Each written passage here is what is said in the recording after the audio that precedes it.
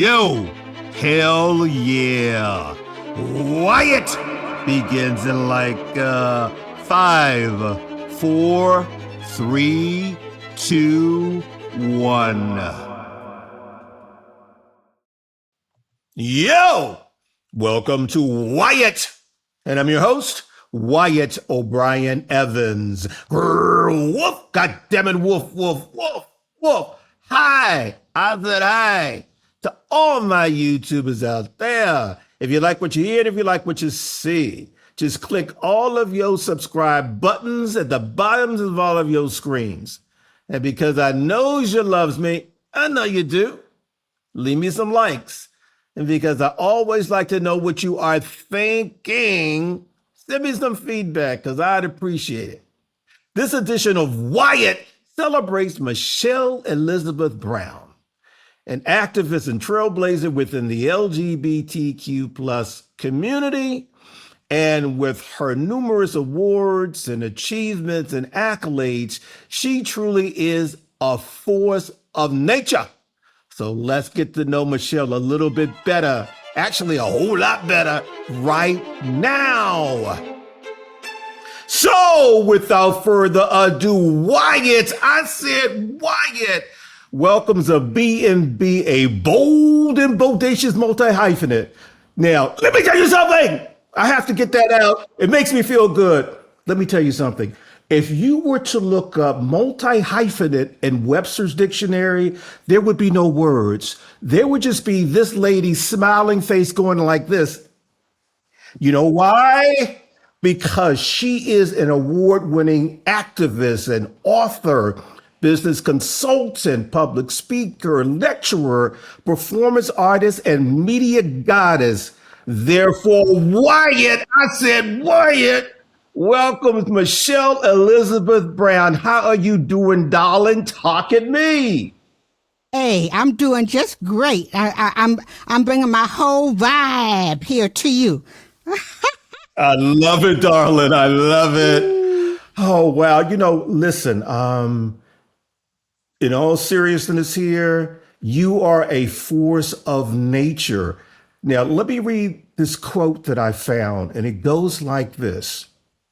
Throughout her career, creative endeavors, and volunteer work, Michelle Elizabeth Brown has utilized her strengths to assist, inspire, and motivate people and organizations to be the best they can be.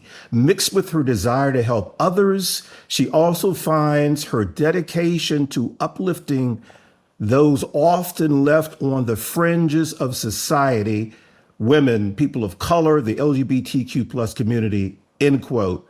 That's poignant, profound, and powerful. And let's delve into that. Okay. That's me. That's me. It was funny. Someone who has become a good friend of mine, the first time that she was going to introduce me, she came out and I'm like, who, what, me? But you know what? That is me. Mm-hmm. That is me. And you know how they often talk about how do you get to be you? It comes from how you were raised and those influences around you. And I would say that the biggest ones, when my grandmother died, there were people who, I was working in a bank then, and there, I remember this guy came and he stood there and he talked about how there was always a place at her table. Everybody always felt welcome. And, you know, just what she did. And I know that that's how she made me feel. Right, right. So, you know, that's what you do. Absolutely, Michelle. And thank you for sharing that. You know, regarding sharing, I love to share the resumes of my special guests because, you know, you guys have done so many great things that I want everyone to know. So are you ready for this? Drum roll, please. All right, Ms. Brown, you are an award-winning activist serving on the boards of local and national organizations. In that role, you are a guest lecturer at universities' pride celebrations and social justice forums. And as an activist, you developed a reintegration and training program for women at risk victims of domestic violence, homelessness, substance abuse, etc., to help them develop life skills. And we're going to get into that a little bit later.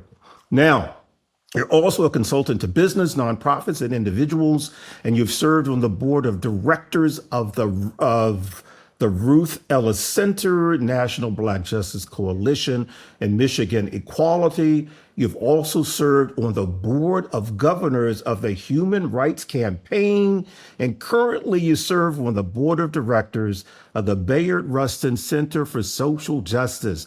You are a successful public speaker. Two notable appearances were the 2017 Women's March in Ann Arbor, Michigan, and the 2018 Ann Arbor Women's March. And good golly, Miss Molly, you're an author. You're an authoress. Yes, you is. Your two books of poetry are titled Wild Fruit Hidden in Open Spaces, Musing in Prose and Poetry, and Three Layers and a Brassiere. Additionally, you host Collections by Michelle Brown, your popular and renowned national weekly internet radio show. Girlfriend, you got a girlfriend, you got a mantle full of awards. For example, the Black Trans Advocacy Community Ally Award of 2016, the National Congress of Black Women Oakland County Community Service Award of 2016, the Diversity Outreach Award from the Human Rights Campaign from 2004 to 2006. Kudos. Did I do all that right? Did I get it right? Yeah, there's a few other, but you know what? They're there. I think that one that you didn't mention, which means a lot to me when I stay involved with them, is I've gotten 2 Esteem Awards. But, right, that's right. Yeah. The first Esteem Awards was for National Service Female. And I think that one is really, really special because it came from my community recognizing what I do everywhere. And I have stayed involved with them and been happy to bring to the forefront other people who I know who are doing things, because you can have all these awards, but you'd be surprised. Many times people don't know what you're doing. True. On the downside, sometimes I had someone who was going to ask me out and they Googled me and they went like, no, girlfriend, no, you're just too much. And our good friend Philip Esteem conducts the annual Esteem Awards. He's the administrator of prideindex.com, which is a very important portal website for people of color and their achievements and so forth. And so have you.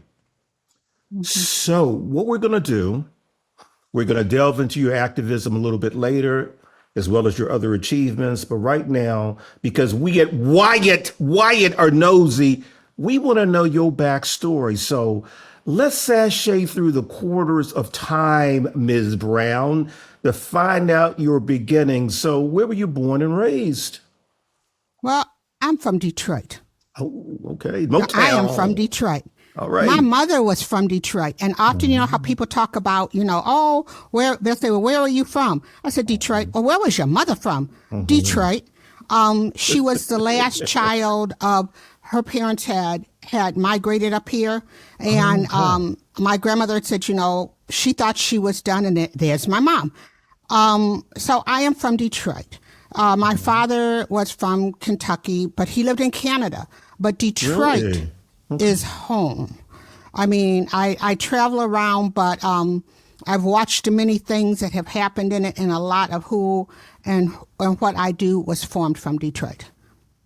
Okay. East side. Shout out, baby. Shout out.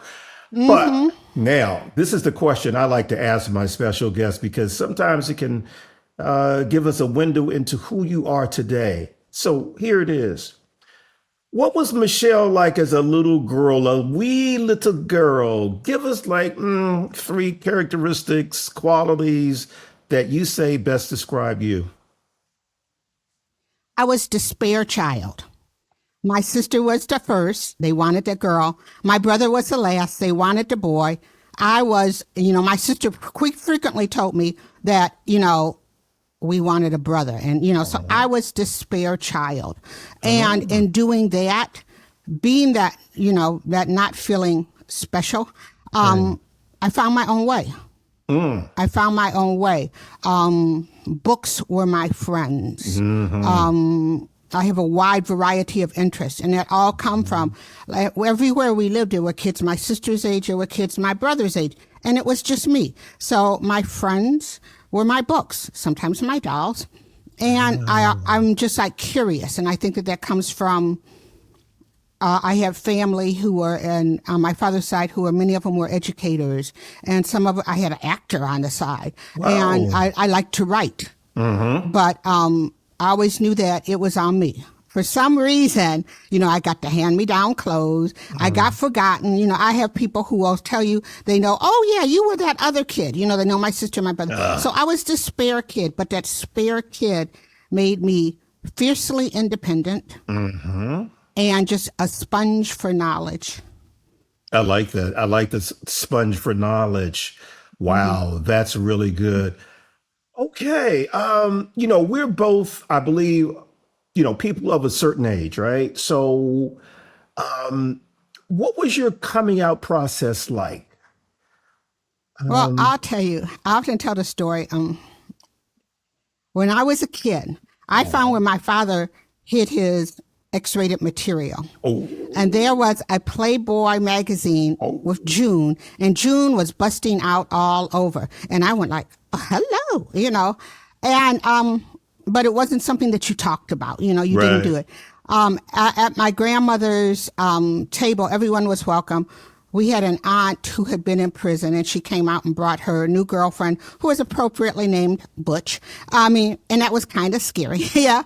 But, in high school, I just sort of I went everywhere, Right. I knew that I liked the girls, but I know that there were things that my parents being the spare, if someone needed a date for their son to go to the prom, it was like, well, Michelle's available, so I dated guys, but there was always that thing about,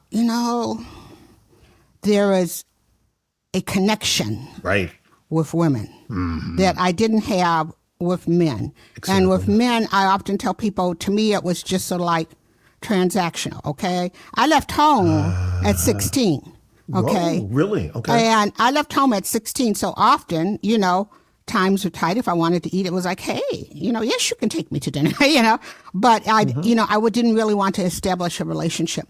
So I have a son, and that didn't go over well. My grandmother was like, it's not like she wasn't the first one who got pregnant. My mother was sort of embarrassed because I hadn't done it the traditional way. And my father, recognizing my interest, was concerned that I was going to make my son gay. And that was often a threat, how's she going to raise a boy, and she's liking women and everything. But I did. With their help. Particularly with my mother. And although it took him a while to come along to accepting me, he was always rock solid for my son. So, I just started to come out. There was a period of time that I devoted to helping him have the best that he could. Right.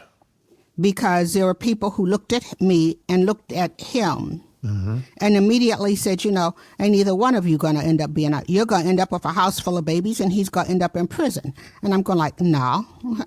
So, I put a lot into him. And I think that when I really came out, just all over the place, I was always peeking out, and people knew, if people knew, they knew, but I wasn't raising the red banner. But once I knew that he was established and he was doing well, I said, he's almost a young man. He's going to go to college. Right. It's time for me to live my life. Absolutely. And, me and Diana Ross, I'm coming out, and I began to be involved with Women's Coffee House. I went to the Michigan Women's Music Festival. I sought my tribe. Right.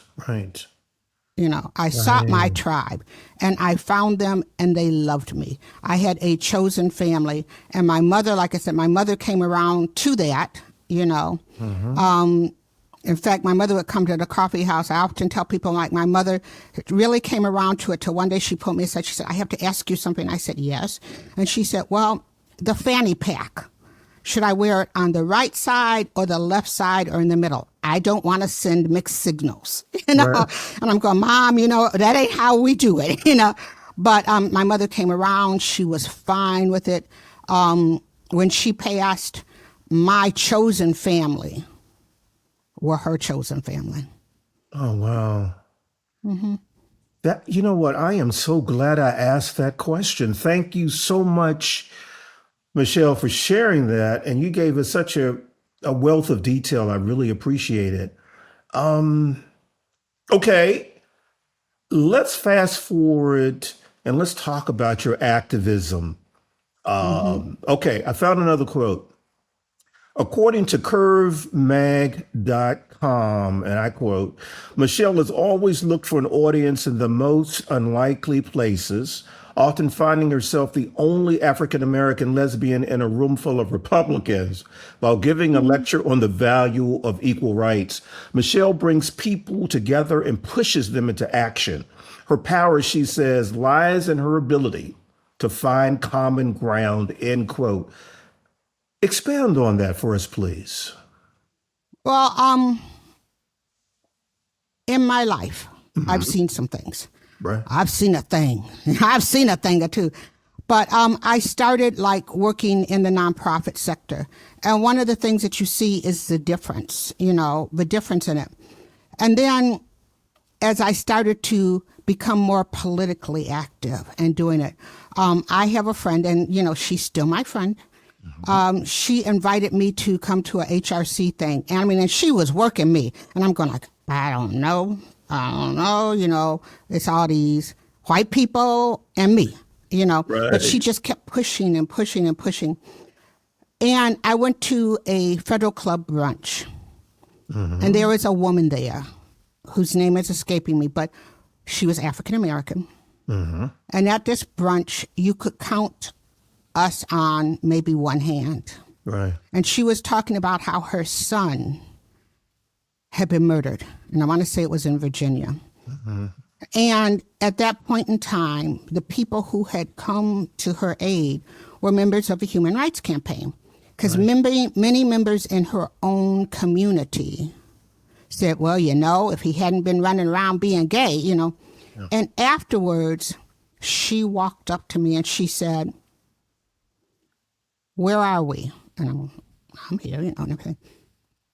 And she challenged me to come out of being where I felt safe in my Black community, in the parts of the nonprofit. She challenged me to come out and be that voice for not only people of color who were queer, but also to make them understand.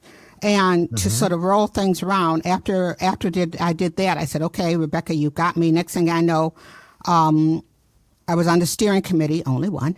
And then it was like, I end up on the board of governors. And my first board of governors meeting, again, you know, you could look around. And someone's saying like, well, we've made a lot of progress here, but where we seem to be missing people is in women and people of color. Now, I also have a Black friend who was involved in Human Rights Campaign with the organization, Donna Payne.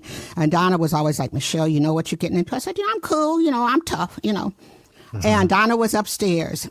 And so after they said that, I said, you know what? As the endangered species in the room, I have a few things to say. They called Donna, you need to get down here. She's getting ready to talk. Donna came down. And one of the things that I told them is like, you put out the invitation and you have your meeting, because I know where mine was. It's out in the suburbs.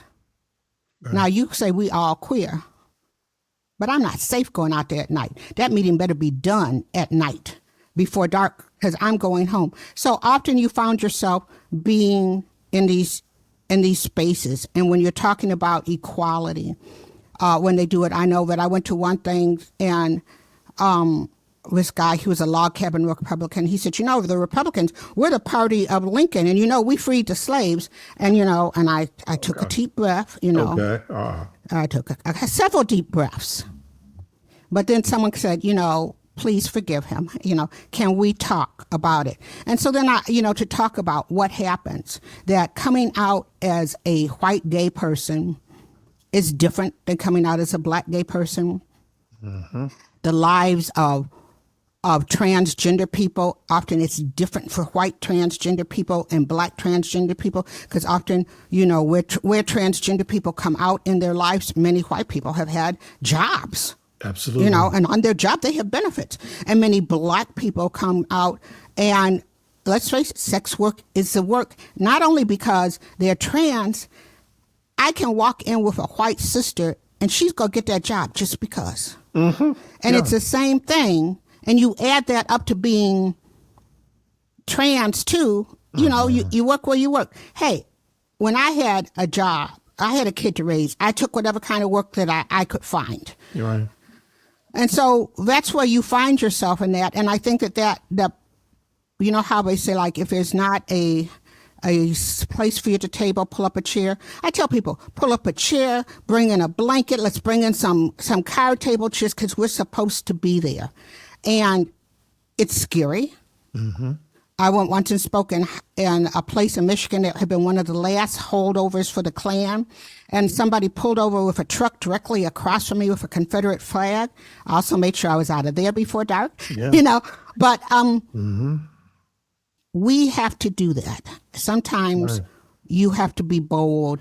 You have to be that person. And sometimes you find yourself, this woman whose son had been killed said to me, why aren't you there?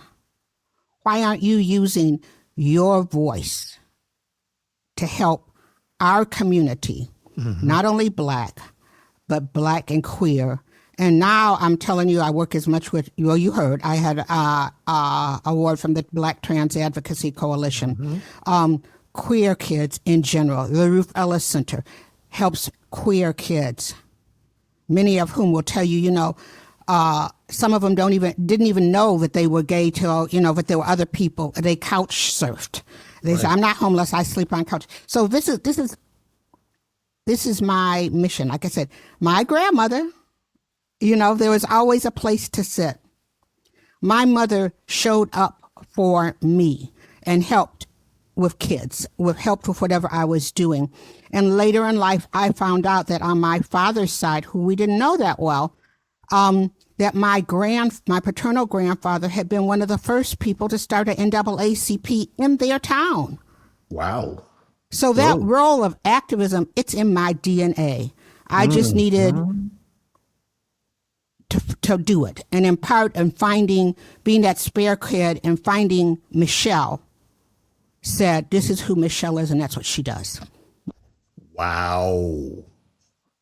Thank you for sharing that as well. Okay. At the top of the show, I mentioned that you developed a reintegration and training program for women at risk to help them develop life skills. They were victims of domestic violence, homelessness, substance abuse, et cetera, et cetera.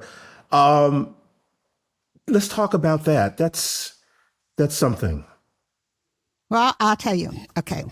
So I became a caregiver for my dad after my mother died. And where I had worked initially, they had said, oh, this is fine, until it came to take up. So there was a woman, Reverend Faith Fowler, who I know is a game changer in the community. And she had Cass Community Social Services. And it's better now, but there are more places for homeless men. Many people and organizations still think of the homeless community as indigenous men, men who have been incarcerated, who have alcohol problems and drug addicts. So you find a lot of places for men, but not many SROs for women, no, women and children. And she said, you bring a lot to the table. And here are these women, and maybe you can talk to them and do it. And one of the things that you find with many women who have been abused, they end up going back to their abuser because there's no place for them to go. And also, you find women who don't feel that they know anything. So in developing this program, one of the things is that what we did is it's like, well, let's look at you. What have you done? And many women go like, well, I raised these kids. You have survived. And what in these survival skills can we then take and turn into something? How can we come up with a training program for something that you can do that isn't just menial, that will give you meaning and go ahead and do things? There was a young woman who, at a very young age, in fact, only reason she was in the program because she was too young to be incarcerated.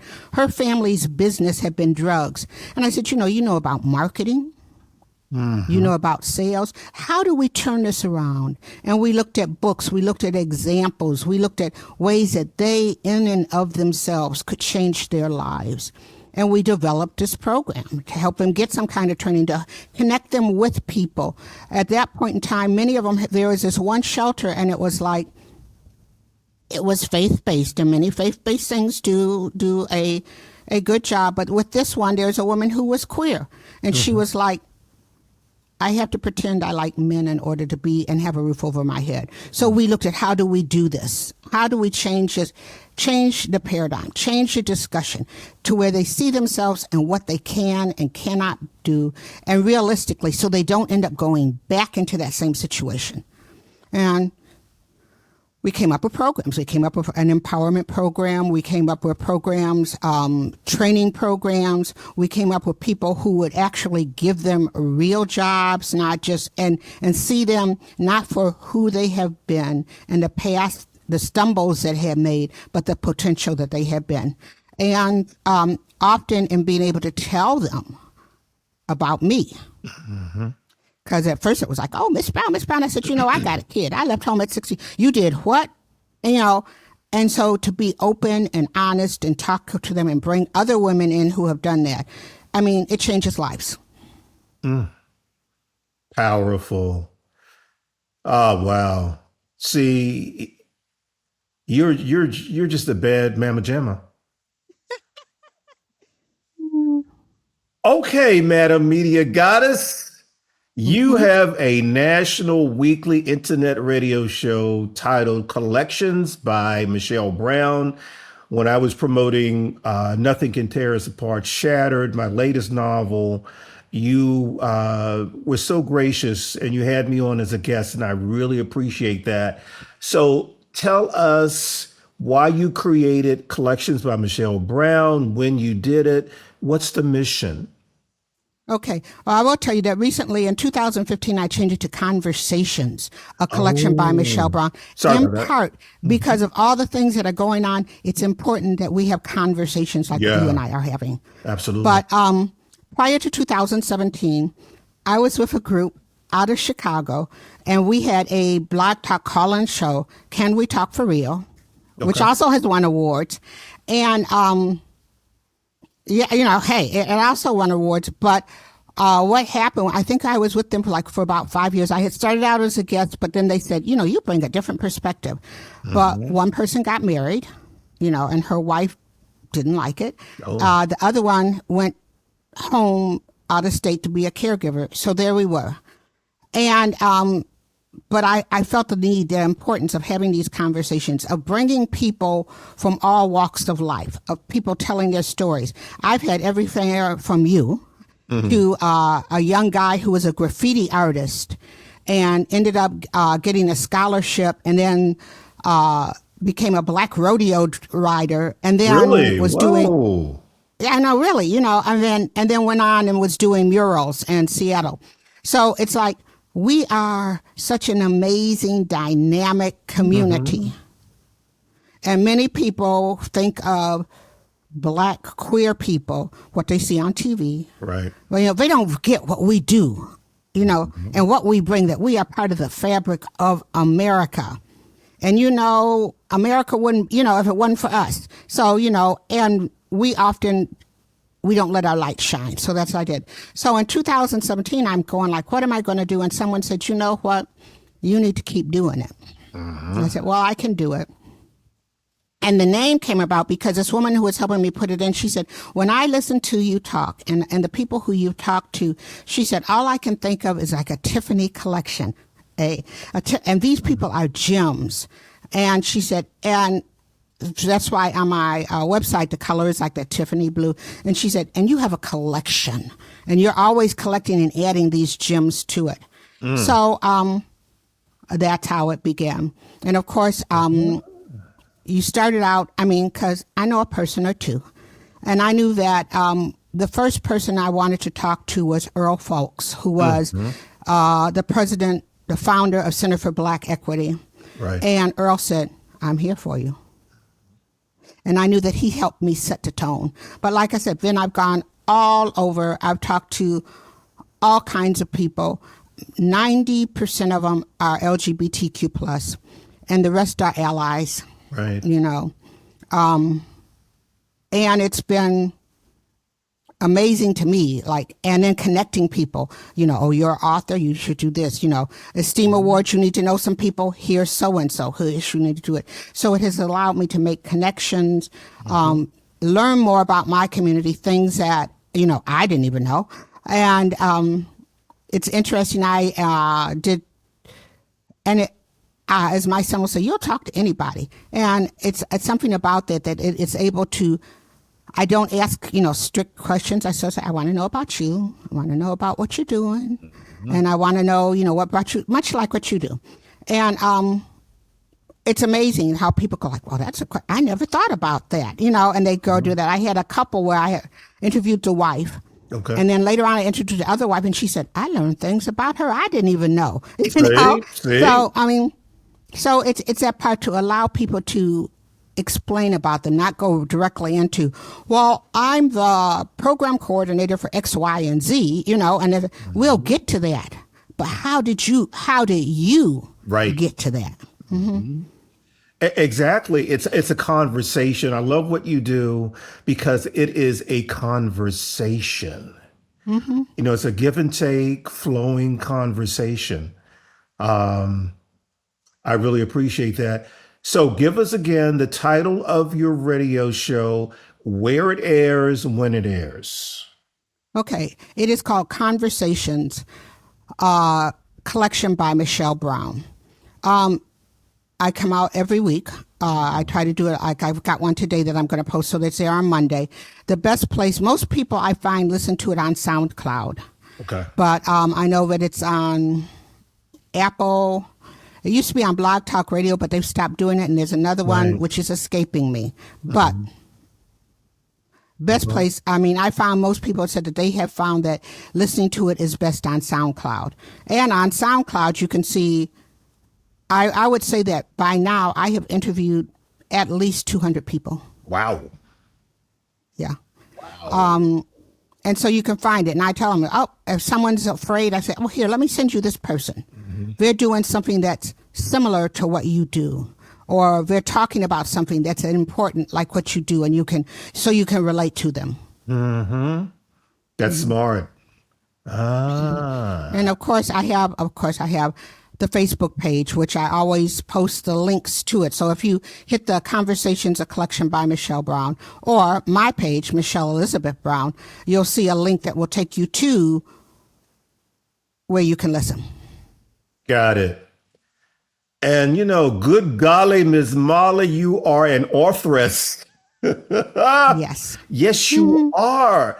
I want to zero in on Wild Fruit, Hidden in Open Spaces, Musings in Prose and Poetry, and then 3 Layers and a Brazier. I love those titles. There's got to be meanings behind those titles. So tell us what those meanings are. Okay, so Wild Fruit, and there are. Wild Fruit, I used to go to Maine every summer.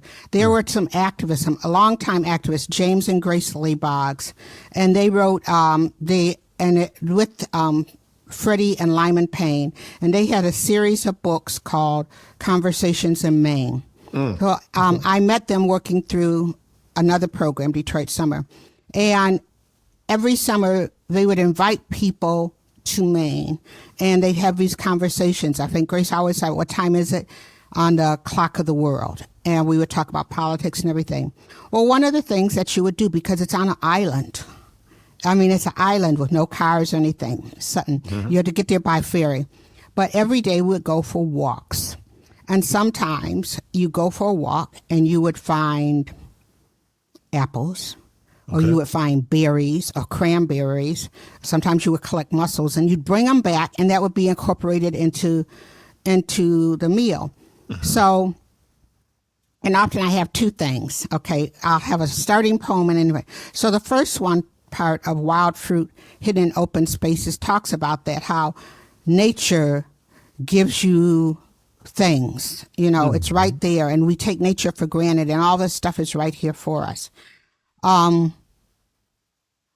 other thing has to do with, the second poem talks about there are people who are around us who can nurture and build us, and they're also your wild fruit. So all the poems in this book, which are bookended by these two wild fruit things, are about what's in your community, working in the community, learning from people, being yourself. Okay. And so that's wild fruit hidden in open spaces. And some of them are like essays, so that part, I mean, I love that one. That was the first one. And so I do that, and sometimes I perform some of these, as in my part of my performance type. 3 layers in a brassiere, came from, again, first in, I had gone to Toronto with some friends of mine, and wherever I was going to stay didn't work out, and they took me to stay with this woman, Gwen, and Gwen was like 90. And they were like fussing. And they said, "Let's go outside, Gwen, and put on all these clothes." And she said, "Look, I've got on 3 layers and a brassiere. That'll keep me warm." So I'm like, "Whoa, I like that." So then, so that's it. Like how we have layers in life that keep you warm. But the other bookend of it was 3 layers and a brassiere. I took that same topic and did it like as women. Like, first, you don't have a brassiere. You're waiting to do that because you're a girl. You're not. Then when you get it, you're starting to feel like a woman. But then the things that it opens you up to, harassment and all of this, and finding yourself, and then going back into the end of life to where you're end of life, And that one that book deals a lot with personal relationships.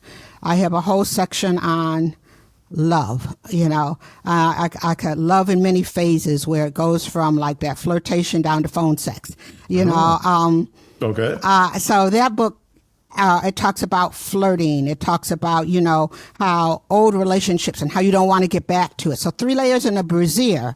This is all about being a woman, being in love, those kind of things.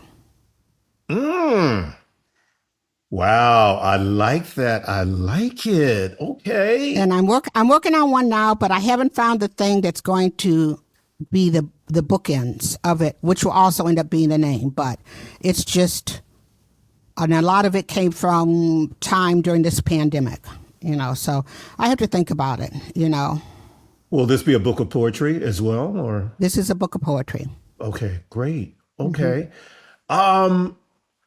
Want to ask you a big question before we leave, and this has been you got to come back, because with you we've only scratched the surface, because you're that deep, and I love it. Okay, let me get your feedback on a critical issue that we're facing right now, because Michelle, we are teetering, actually careening towards a dictatorship, a fascist state. So what can we do, particularly LGBTQ people of color, to continue to be activists, to stay engaged, and therefore survive and thrive? Can you suggest like tenets to follow and concrete things we can do? It's funny because I had some people who called me from the Women's March. Are you coming back? And I know other women who go like, how long do Black people have to carry this? But the thing is, we have to be visible. Okay. We have to be engaged. This is not the time to say, like, I am just sick of this. I'm just going to take care of me. We have to be engaged. We have to call out those people who, oh, I love you. I only voted for it so that the eggs would be cheaper. Or, I'm really for all of this stuff, but then don't recognize that DEI affects them too. We have to call them out. But at the same point in time, when we see people, like I knew somebody who had voted for Trump for last time, and it was all on one issue. And then she was like, just on, we have to call out those who are ignorant, but we have to call in those who can be educated, who can also join us in this fight for advocacy. We have to call them in. We have to call, whether they're white and even some black people who say, well, I just stayed home. Right. No, you cannot do that. So we have to call in people. We have to tell them that they have to speak out. As LGBTQ people, it is important. Now, nobody can say they don't know anybody, but we have to say, you know what? When they did this, it wasn't just about me. When they deny health care to trans people, guess who else is getting health care? It's about you too. Right. Okay. When they deny access to abortion and health care, that affects women in general. We have to be more vocal. We have to do that. We have to have uncomfortable conversations with people who we feel we're comfortable with. Because if they haven't stood up with us, they're quietly standing against us. So this is not a time to sit back. I think we have to do it. We have to hold people accountable. No, I don't tell people, if it's Democrat, I'm going to go to. We have to hold their feet to the fire because there are things that they could have done better. Right.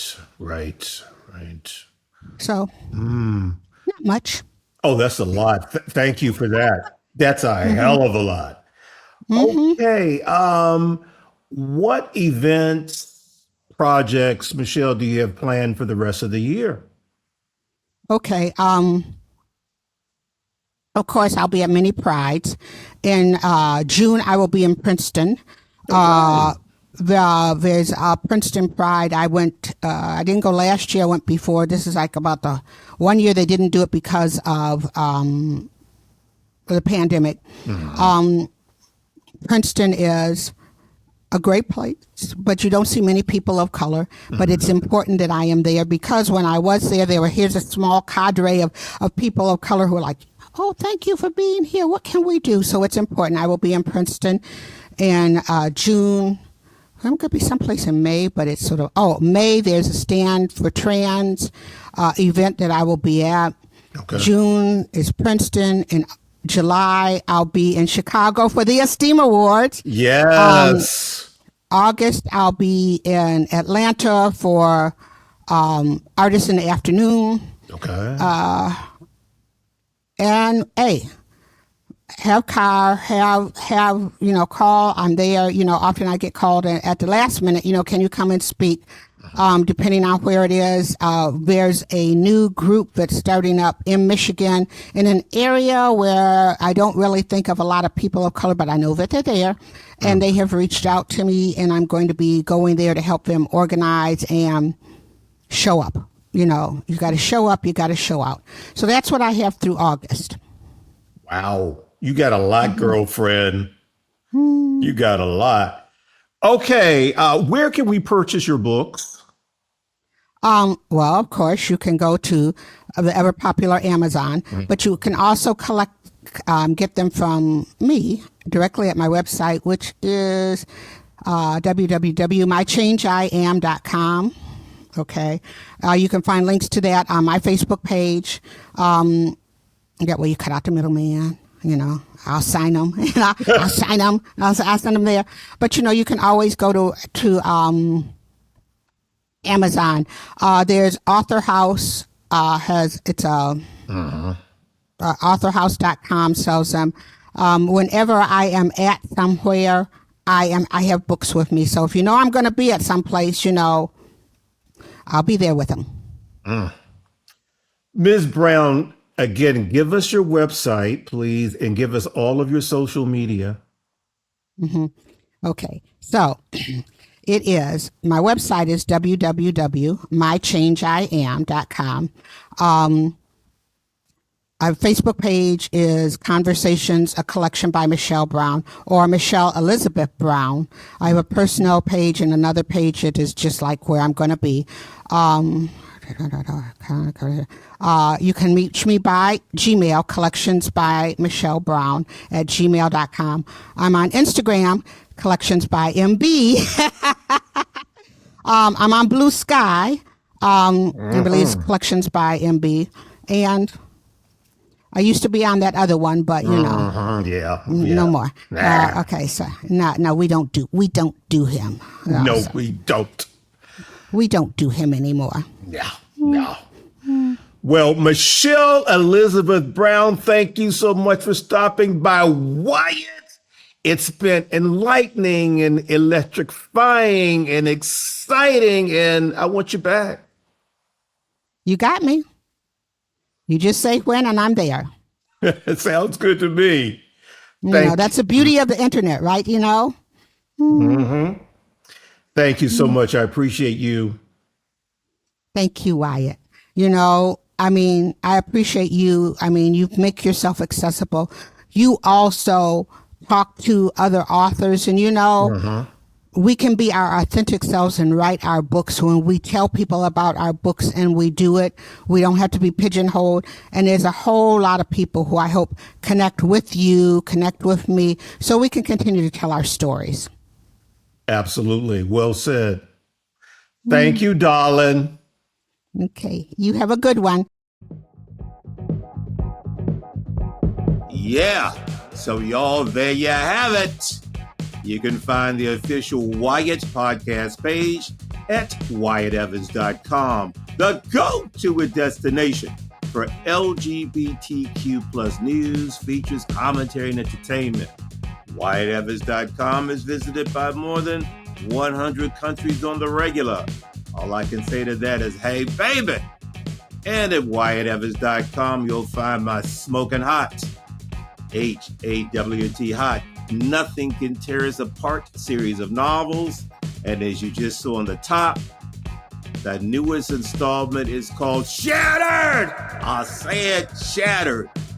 And y'all, Shattered is full of action, danger, intrigue, sexually charged situations, passion, and all of the wonderful elements that you're used to in the Nothing Can Tear Us Apart series of novels. So get your new copy of Shattered.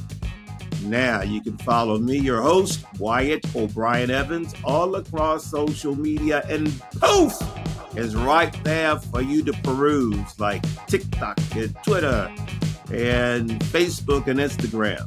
And if you have any comments or whatever, you can hit me up at wyattonair@gmail.com. So until next time, y'all, woof, goddammit, woof, woof, woof, woof. I said woof.